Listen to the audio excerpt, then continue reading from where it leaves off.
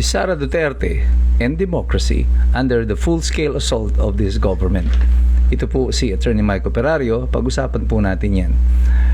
Ito mga huling araw ay sunod-sunod na kontrobersiya ang dumating sa atin. Isa na dyan sa pinamalaking balita, itong nangyari kay Franco Mabanta ng PGMN na di umano ay nahuli sa isang entrapment operation na nangingikil kay Martin Romualdez na para kapalit ng isang hindi paglalabas ng isang storya labang kay Martin Romualdez ay nanghihingi siya ng 350 million pesos.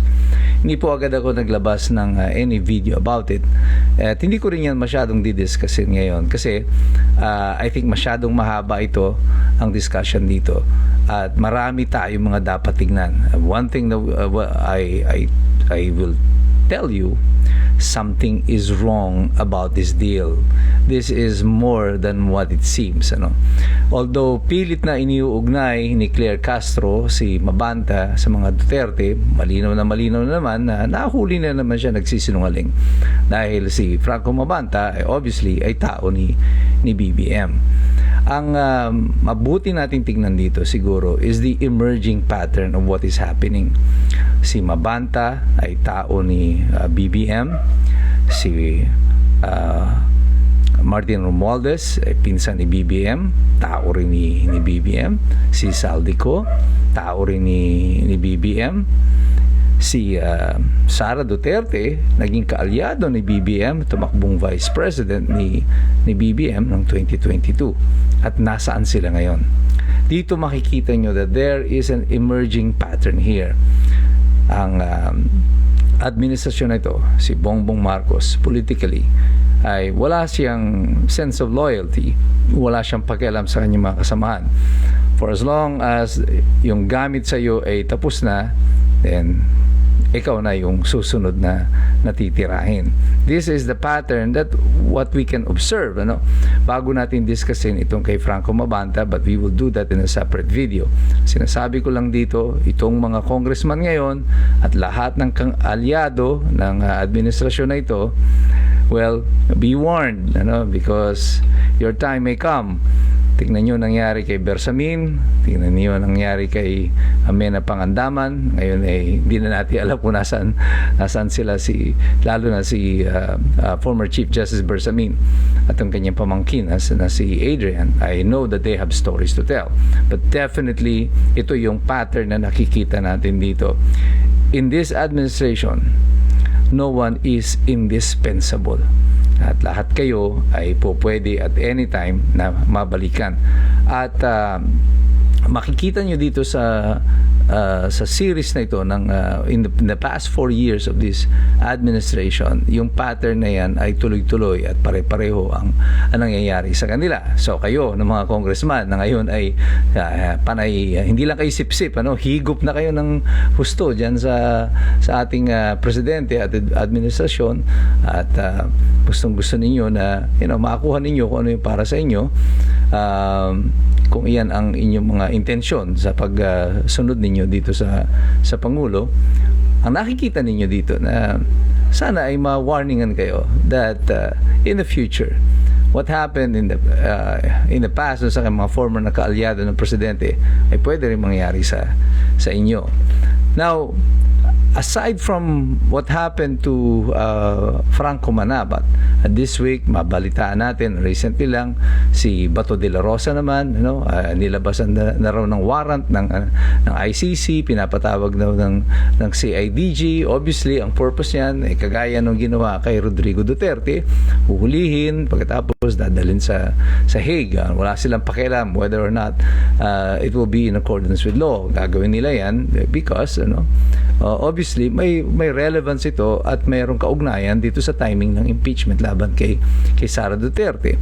Si Ping Lacson, yung kanyang report sa Senado, hanggang ngayon ipinipilit niya na partial report, at pinapipirmahan doon sa mga kasamahan niya yung partial report. Ayaw niyang ilabas yung full report kasi nga gusto niyang mahuli yung kanyang mga kasamahan para napapirma niya na ititigil niya na tong investigasyon.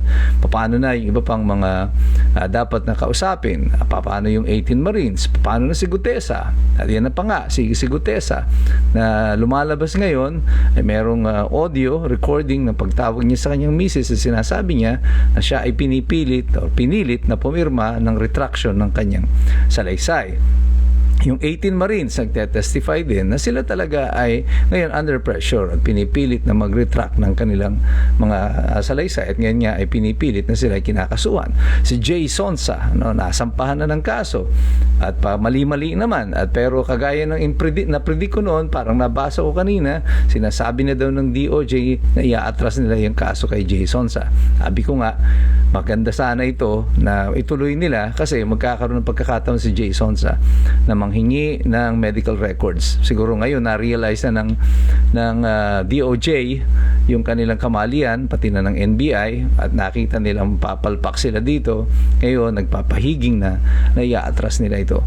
Pero sa lahat ng ito na nagaganap sa atin sa kasalukuyan, makikita nyo, hindi lang si Sara Duterte ang under threat dito.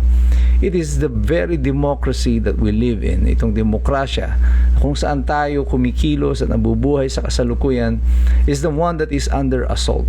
Ang bawat karapatan ng mga mamamayan nito na meron namang mga kahit papano ay may mga sinasabi sa buhay, may kakayanan, pero nagaganito pa sila ng pamahalaan nito.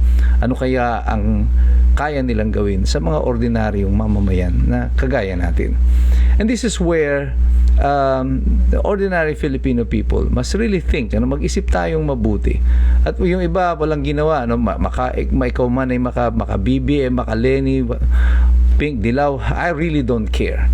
Democracy is about us.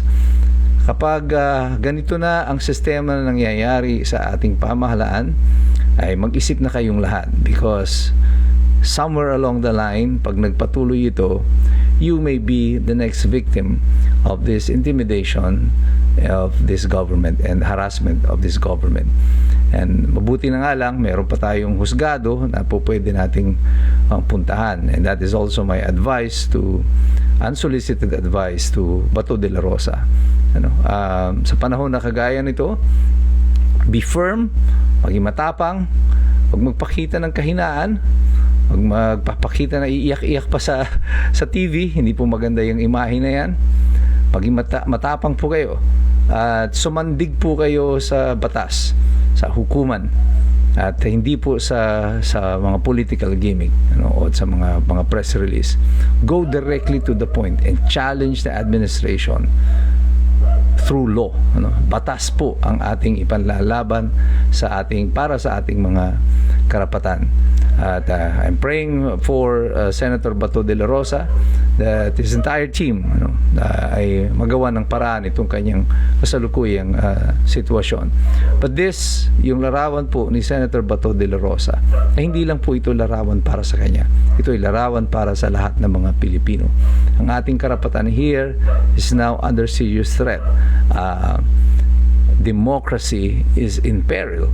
At kapag nagpatuloy itong sistema na ito na nakikita natin sa kasalukuyan, lahat na lang ay ginagawa ng mga kaso gamit ng mga institusyon ng pamahalaan, gaya na ng NBI, na dapat ang kanilang focus ay law enforcement, pero ngayon nakikita ninyo na ito ay ginagamit lang for political persecution. I don't know kung hanggang kailan tatagal ang sambayan ng Pilipino sa ganitong klase ng environment, at ganoon na rin ang mga tao dyan mismo sa NBI, hanggang kailan nila masisikmura na nagagamit ang institusyon na kanilang pinaglingkuran at pinaglilingkuran at minahal. Ang NBI is sa pinakarespetado na institusyon insofar as law enforcement is concerned dito sa Pilipinas. But look at it now. Pero tayong lahat, ang mga Pilipinong mahalaga sa kasalukuyan, sinasabi ko sa inyo, lagi kayong magmamasid, makikilahok, at mag-aaral. Sapagkat mahirap makialam ang taong walang alam. God bless you. God bless us all.